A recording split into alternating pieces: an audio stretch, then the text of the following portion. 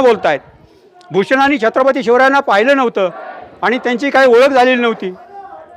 मग त्यांनी सुरुवात केली आणि सांगितलं मीच तो छत्रपती शिवराय आहे, शिवाजी महाराज मीच आहे असं सांगितल्यानंतर त्यांनी त्यांचं काव्य सांगायला सुरुवात केली.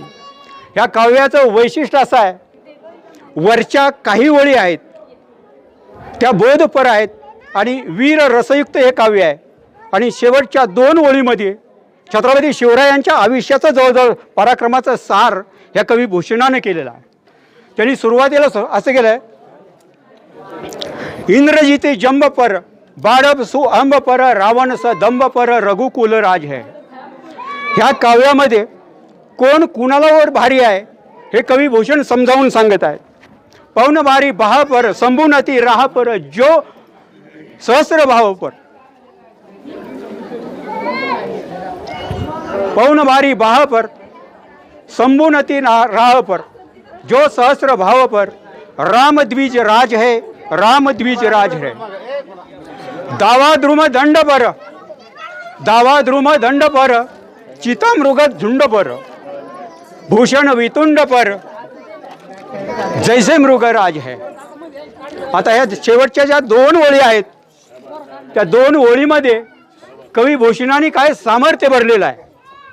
कवी भूषण त्या ठिकाणी सांगतायत, तेज सम हंस पर कान जिमी कंस पर जो मलिच्छ बंस पर शेर शिवराज है. याचा अर्थ काय, वरच्या सगळ्या लाईनीमध्ये कोण कुणाला भारी आहे असं सगळं संपूर्ण सांगितलं आहे कवी भूषणाने.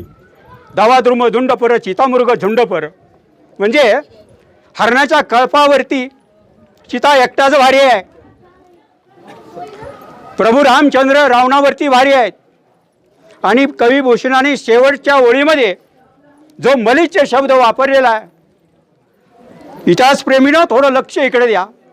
मलिच्छ हा शब्द धर्मशास्त्रामध्ये वाईट कृत्य करणारा, दुष्ट कृत्य करणारा ह्याच्याविषयी वापरलेला आहे.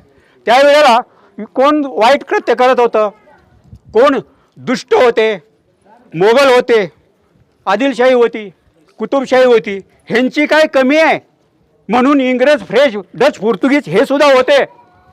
मग ह्या वाईट कृत्य करणाऱ्या सर्व लोकांचं निर्धारण करून सिंहासारखी छाती पुढं काढून स्वतःचं हिंदू धर्माचं रक्षण करणारा शेर शिवराज आहे अशी हे कवी भूषणाची ही ख्याती होती. त्यांची ही कविता, त्याचा हा अर्थ तुम्हा आम्हाला सांगता येतो. मला छत्रपती शिवाजी महाराज की जय.